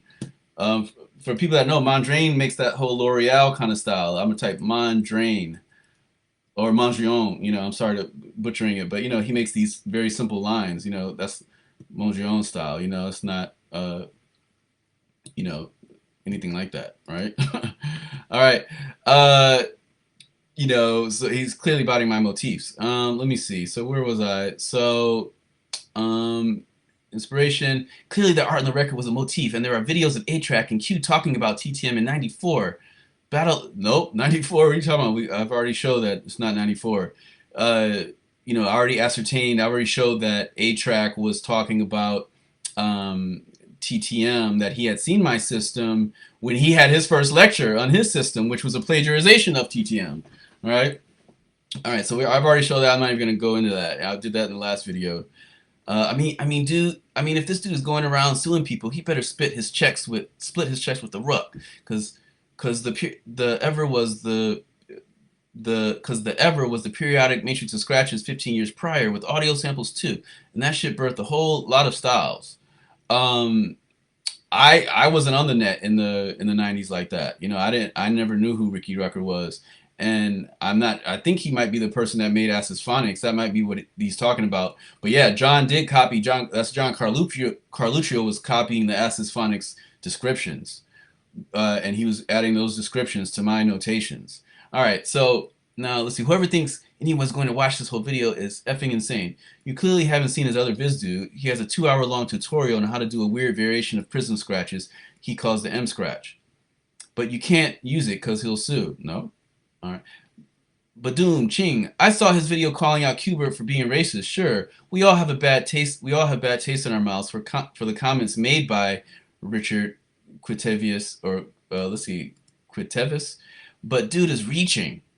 Pretty sure I posted this in Q's defense. So yeah, so this proves it. I proved it. These are all lives matter trolls. These are Reddit trolls. These are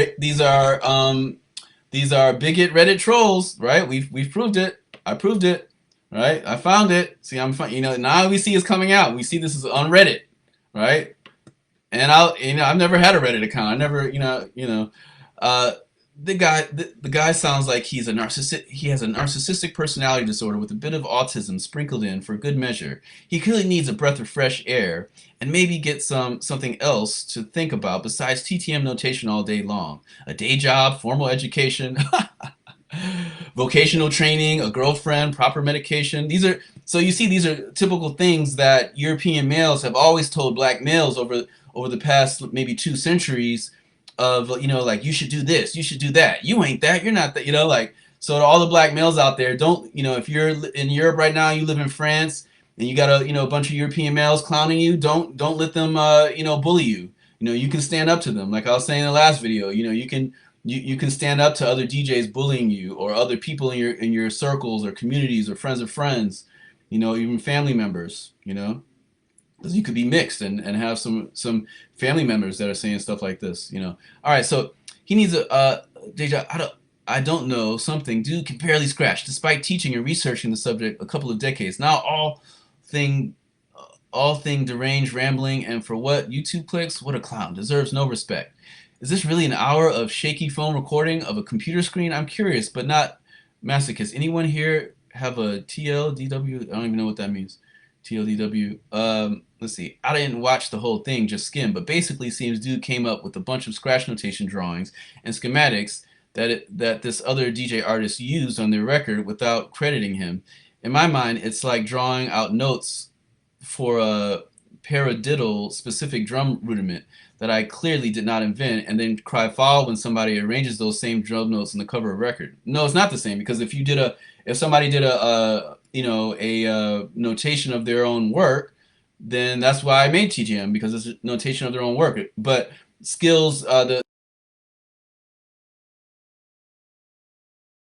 Freddie Swift style, Garcia, let's see, where was it? Where he's selling it. Oh, here it is, right there. This is Freddie selling it, right? Making money off of TTM art, right? And I showed before that in that video that Freddie said he had never heard of TTM art. And actually, let me show that now, because in that one video, I didn't really show that Freddie. The last conversation I ever had with Freddie was like, TTM, never heard of it. What are you talking about? So let me find that. I'm gonna go to let me see. I'm gonna type I'm gonna go to the actual video right here, and it's in the video right here. Now, and here you can see it. Let's see. Where it's about right here. It's right here at the beginning. Let's see. So there's a Freddie Swift style quote in here. Let me just play it from the beginning and it'll be easier. Transcription methodology. The graph represents sounds, right? It's used in elementary schools in the UK. It's all right. So let me. Brims. I'm not sure. Let's see. So it's over here. Hey, this is there. It is. There it is. DJ Radon at TTM Academy, so, and today is a very, very, very serious lesson. MC champion DJ Skills and French artist Grims. I'm not sure if that's how you pronounce the name as far as like French accent. So this is why all these people are coming at me suing them and maintaining because this is maintaining my copyrights and trademarks and stuff, because this is just a TTM theme record. It's not an actual release. So it looks like it's like, hey, maybe I can learn how to DJ from this or something, But let me see all that. But I just found out that Skills and Grims collaborated to make a TTM themed vinyl release. All right, look. So this is Freddie Swift style. This is my last conversation with him. My name is Ray, DJ Radon, creator of TTM, the turntablist transcription methodology, inventor of thousands of cuts. And we were talking about something else. Who isn't cool anymore? Have you heard of TTM, i.e. scratch notation? So this is on June 7th, 2020. Freddie Swift style said he had never heard of TTM. Maybe he didn't. But my intuition tells me he's heard of it or seen it. He says no, he's never heard of scratch notation. After 20 years and him being in the scratch scene, him never ever hearing it once sounds kind of suspect. And it kind of sounds like, the vibe I've always got from him was kind of like that elitist kind of Supreme kind of crowd, like the Supreme cats, all the kind of Supreme, kids that are like, on that whole, just trying to be cooler than you type of thing, And let's go to his page too. and to see if Swift style. I'm gonna type Swift style YouTube, and I'm gonna see if Swift style's collaborating with black folks, and not in an open thing, not at like a mega DJ center thing. Shout out to everybody in Texas, but I'm gonna hit videos right now. So we're right now what we're doing is doing some research, and we're actually quantifying the game. Because it's easy to be like, oh, there's racism going on, but we don't know where it's coming from. But when you look at the actual pictures and the actual things, you see all these scratch break things. They're never inviting any black DJs, right? They got Will Smith on the front, but there's never any black DJs being invited, right? There's no black DJs, right? All right, there we go. Here's one. That's tight, right? You got one black guy, right? But you can see we're boxed out of turntablism, right? You look up here, very, very, very, very, very, very, very few, right? And a lot of people will be like, oh, well, black DJs aren't into scratching anymore, but that's not true. All right, so let's see. So Baha Dude thinks, jump on Discord. I'm on there all the time. So we're just okay. So we're finally at the end. Thank God. So this can be over. Had a chance to snag your Fresher Than 7 from the artist named Fresh Skills. Blah blah blah. Oh, dope. Kills the homie. I've played more shows with him than anyone else on earth. All right, so that's it. So I just wanted to respond to all that stuff, to clear up, to clear up the lies and to clear up all those things, and also just to show, where things are at racially too, and also, what, TTC. I'm gonna type TTC. I'm gonna shout out to, because a lot of people in France have a lot of hate for me right now. So I'm gonna type TTC DJ Radon and test. Let me see. So TTC DJ Radon test. What happens if I click images? I'm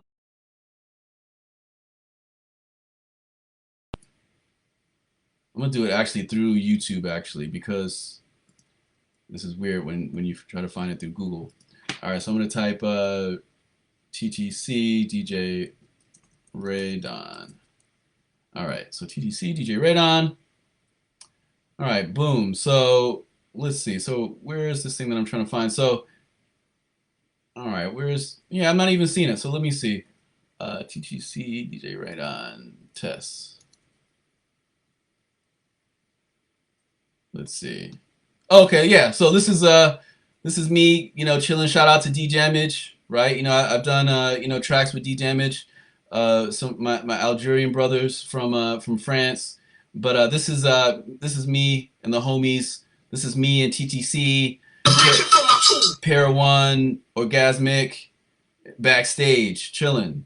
These are homies, because they're trying to make it out like, oh, Ray's hates Caucasian people. I got Caucasian homies, people that are down and trying to stop racism, not people that are like shut up when somebody talks about racism, But yeah. All right. But that's super old. All right, so yeah, so wrapping things up, we've ascertained that Reddit is number one. Reddit is a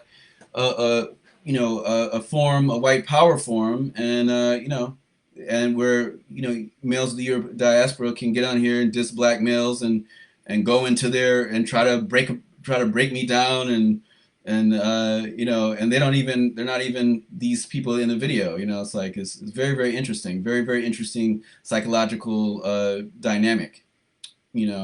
And to end this, I'm going to go to bring this back to the ISIS papers, and I'm going to go to Donahue, and I'm going to type Francis Cress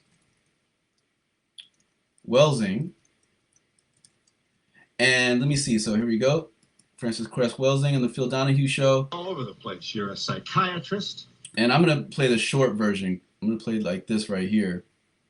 In the newspaper talking about the decline of Western population. So she's answering the question, why is this? Why are these guys coming from me? How come women aren't coming from me? How come, dudes from how come Mexican guy DJs aren't coming from me? How come it's only European and some Asian DJs and some Spanish ones coming from me too, Spanish speaking? In the newspaper talking about the decline of Western populations. Yeah, here's the Washington Post, just to name one. We are a depopulation bomb, the withering of the Western world.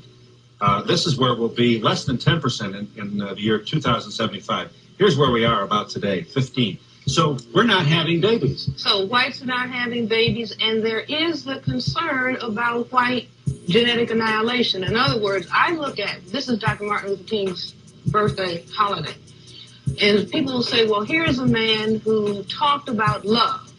Yeah. Why was he killed? And I say that the deeper logic is, what if all black and white people and non-white people and white people love? What would happen to white people?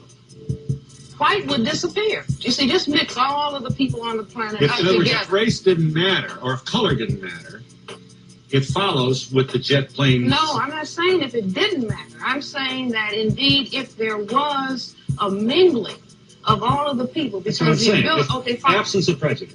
The ability, no, wait, don't confuse what I'm saying. I'm saying that if we mixed all of the people presently on the planet, stirred them up, the white freckle-faced people would be gone. Genetic recessive status would disappear. You cannot have integrated housing. You cannot have integrated schools. You still believe that? Well, I mean, the evidence. I always look at the evidence. If Mr. Black and Mr. White live next door to each other, they have the same job, the same income, the same car, the same furniture. Yeah. They both walk out of the house in the morning. Good morning, Mr. Black. Good morning, Mr. White. Yeah. But Mr. White... So, good morning, DJ One, Mr. DJ Black. Good morning, DJ White. It is still looking, but you've got something that I don't have. In the newspaper right, something that they don't have. So, back to this thing, because the guy was talking about how I had brought up Brexit, and I was just talking about, Brexit and xenophobia, and it relates to what, Phil Donahue was just talking about as far as the European birth rate being in the negative. So I'm going to go to here, I'm going to type European birth rate crisis. Look at that. This is why there's a lot of xenophobia going on in Europe. And I was talking to people too on that same thread about, not on the Reddit thread, but on the video that they're talking about, the video that the people on Reddit are talking about, this video, my video, which, wait, let me see, it's this one right here, my video. Everybody on Reddit is talking about this video, and somewhere in the threads I had mentioned Brexit and xenophobia, and so yeah, so you can see, so the population implosion, low fertility rate, how to solve the West population crisis. So you see both Europe and America, and European populations, their birth rate is declining rapidly because they were only able to, it was only during, apartheid and slavery wars and, military occupation of, illegally taking rights away from black people or Mexican people or Asian people, taking everybody's rights away so that we couldn't have a high quality of life, so that we couldn't make a lot of kids.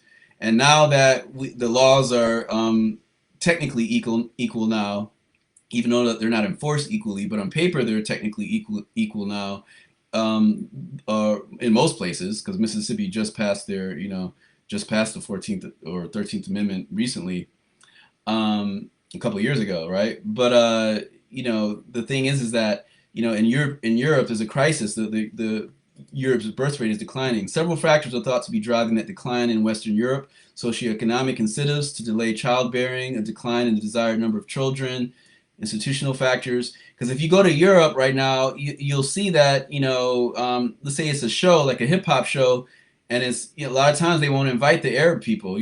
They're very segregated. Like in raves and stuff, you don't see big Arab raves out there. Big Algerian raves in France, or big they won't let the Algerians get government financing. Like I'm talking about Algerian French people that are natives. And even also, let's say native Lady Style. Nobody ever gives Lady Style love. Nobody ever talks about her. But I'm going to show this. I'm going to go to, let's see, youtube.com/ let's see, I think it's Bigot Busters, maybe? Might be Bigot Busters, but it might not be. Let me type Type Bigot Busters. This is my new single. I'm gonna let this ride a little bit while I'm looking for that. Let's see. Bigot Busters. Bigot Busters. I'm just gonna play the first couple lines from this is my new video. This isn't the actual video, this is just. Wow, the power's out, sauerkraut, waterfowl, out, olive, ow, bow, bow, wow, cow, tow, pow. Alright, but the video for that will come out soon, but let me press play. Alright, so this was the last time I was in Spain. I'm going to end it off on this. Last time I was in Spain, this is what I saw last time I was in Spain. Right? Look at this. And now the last time I was in Madrid, I was walking down the street and I was with a black woman. We were tourists, and I was walking around Madrid, and you know, all I saw, the only other black people I saw on the street were West African black women who were prostitutes. You know, and that's the reality of Europe. You know what I'm saying? When you come to Atlanta, you come to New York, you come to LA, you see black women in, you know, Hummers and doctors, lawyers doing their thing. You know, you go to Europe, you see black women in the street that are prostitutes. And these same Spanish people are coming at me online trying to diss me, you know, so, you know, I'm showing the environment and where these kind of feelings come from. So I'm going to press play.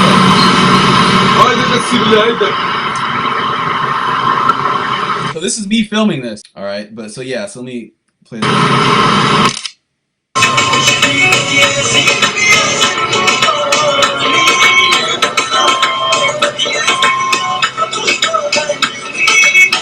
So when people talk about, oh, you know, Radon's being racist, it's like, no, you guys, you know, you guys are coming from a super. So if any black Americans saw this when they walked in the store, they'd be. That's why I was just so shocked that I hadn't seen something like this, you know, in my life, you know, because it's like, you know, my mom had to deal with stuff like this. You know, I'm the first free generation, and I'm going to talk about that too real quick again. You know, I'm the first free generation in my family that have free rights to be able to, you know, marry who I please, or live where I want to live, or, you know, work where I want to work. You know, even though dreadlocks are still, you know, prohibited in a lot of states, you know, and internationally too. They ain't trying to hire no dreadlock people in Spain. You know what I'm saying? And my homies that live in Germany, I asked them, I'm like, yo, do you see, I know, are there black dudes with mad money out there? They're like, nah, it's not like that out there. You know, people are scraping by in general, right? But let me show you. This is why.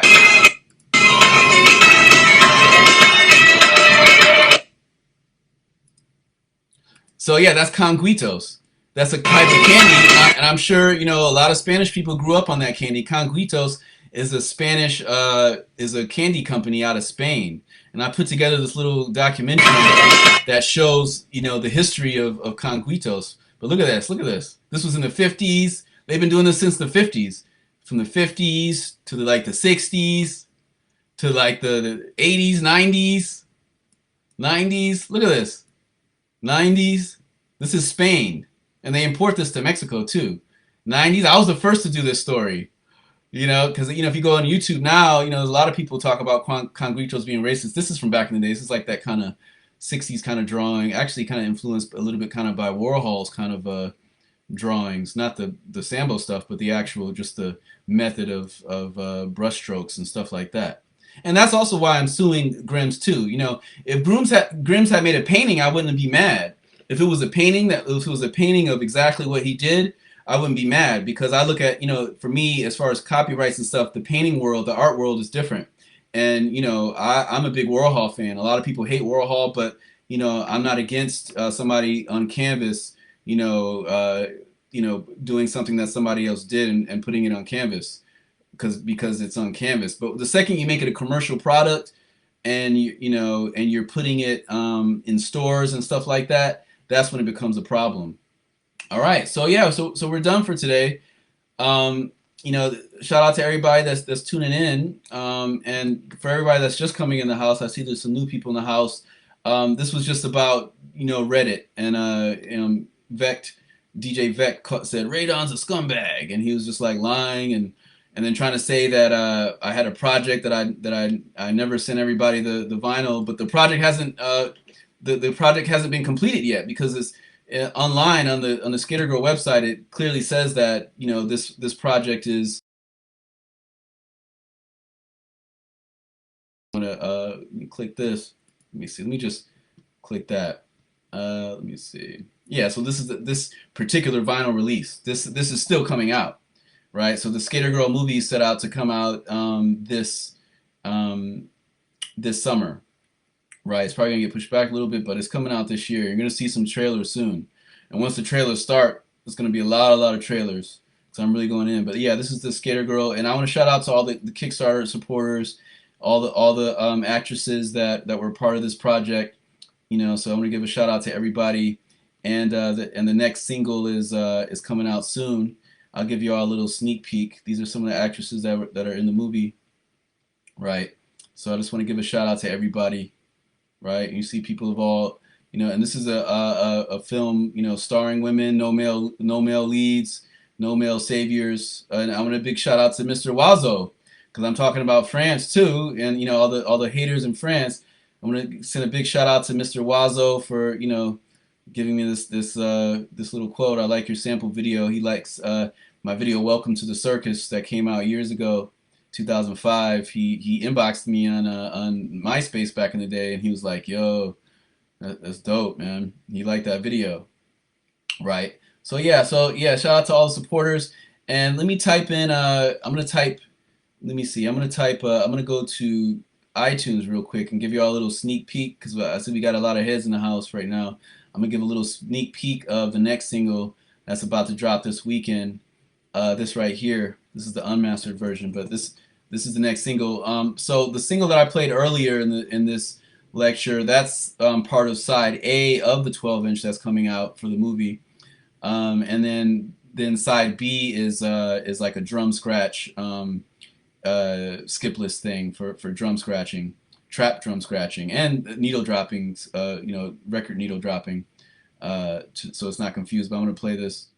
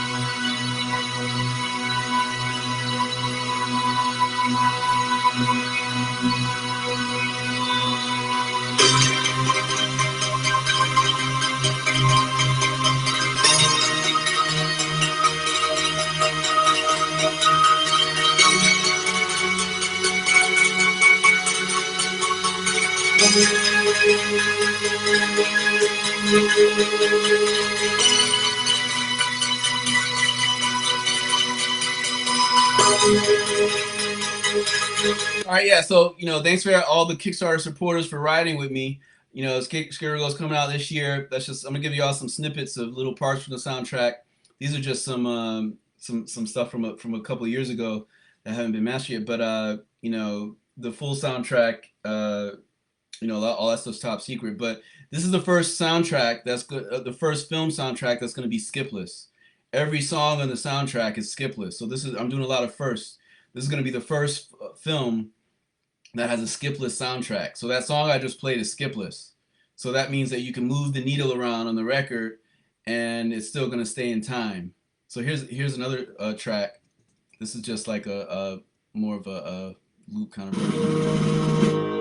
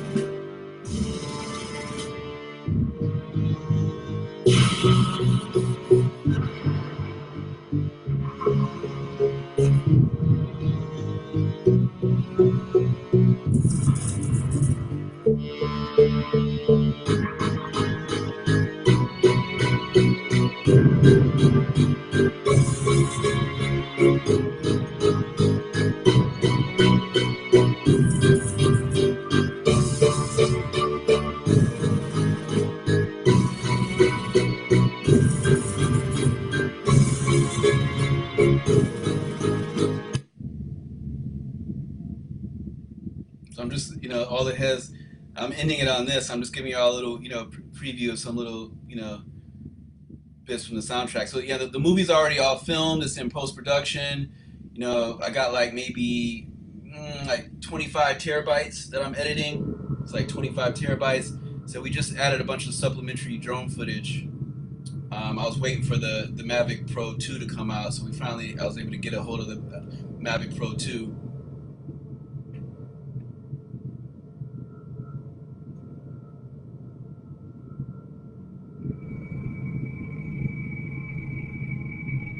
So this is all skipless, so you can use this for tone play, you know, scratching tones, you know, this type of stuff. But then some tracks I have more staccato stuff.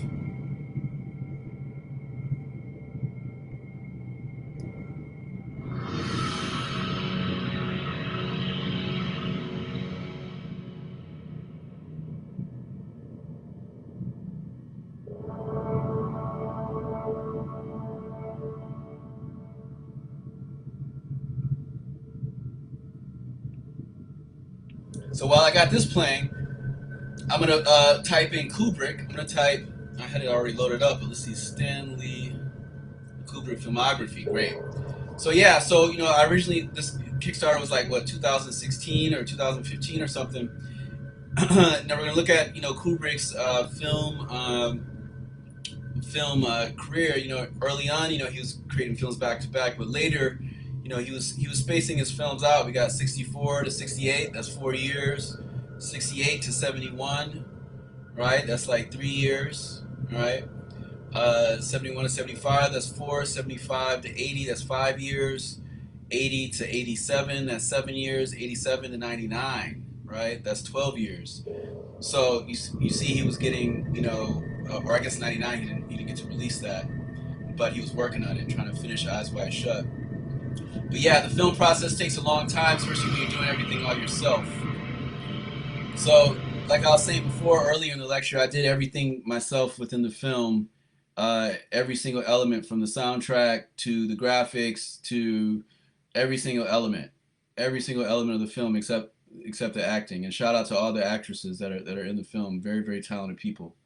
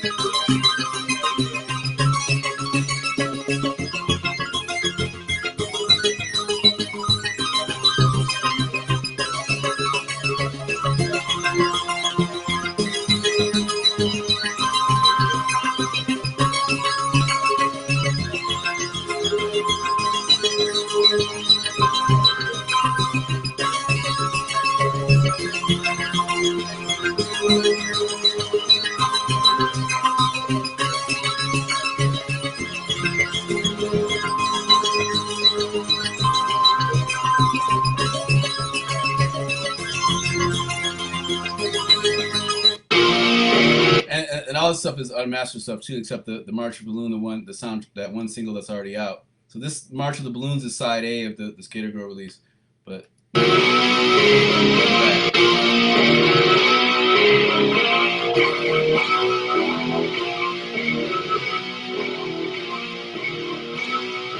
Remember, all this stuff is skipless, so I was intended it, for people to backspin and juggle and needle drop with the record.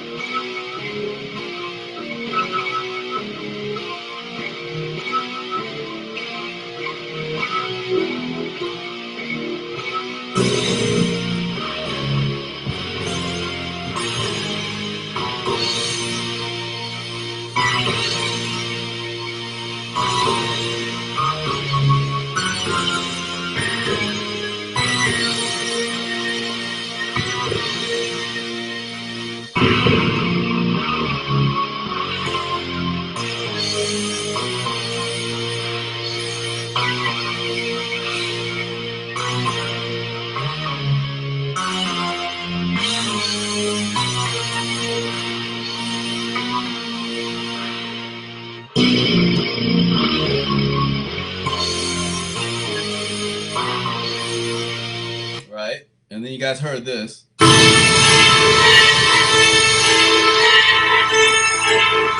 So I'm not going to play that one again. We played that one earlier.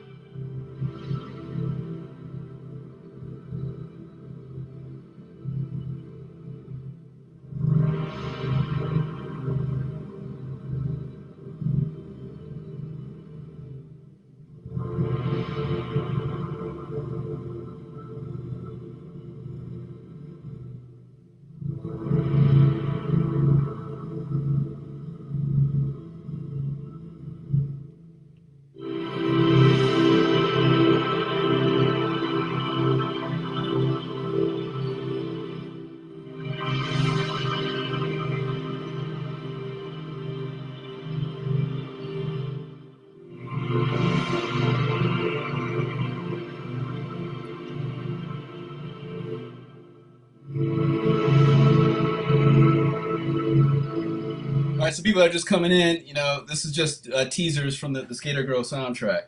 So this is like a real, actual classical composed, I didn't sample this stuff. This is me, playing VST, playing audio units.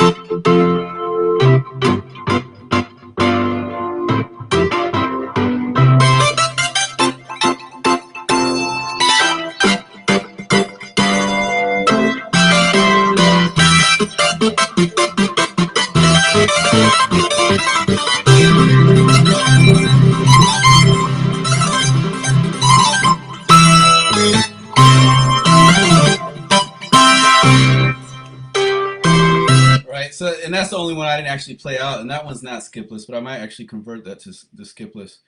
That's the actual cover of Mozart's Piano Sonata 332, number 332, and that's going to appear in the soundtrack as well. This is another track right here.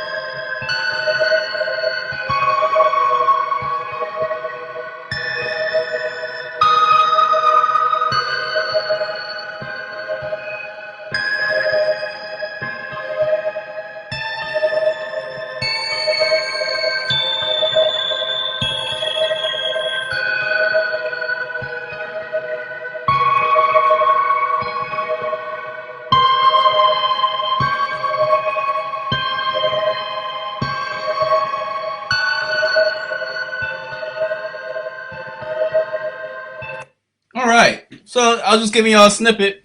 So yeah, the movie's real. It's really coming out, and to clear things up, Vekked was trying to lie and say that it's not coming out, but I was just showing that to ascertain that it's really coming out.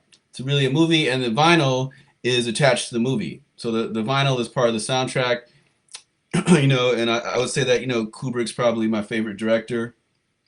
So there's a lot of, it's pretty much all natural light, like 99% natural light with the film. A lot of inspiration from Kubrick. Also, Lynch is a big David Lynch fan. So, I want to shout out all the Kickstarter supporters, and I want to shout out to all the students, all the TTM subscribers, all the 5 people that might have deleted their subscriptions, whatever. You guys can go to Quanon and have fun over there. All right. So all the positive people out there, I want to say thanks so much for listening. And so the film is coming out this year. It's going to be really, really crazy, especially since I've been adding the drone scenes and stuff like that. It's totally crazy. Totally crazy as far as like, I'm just really happy with how it turned out. It was all shot on a Blackmagic camera. Blackmagic 4K camera. So it's all, 4K film. All right. So yeah, peace everybody.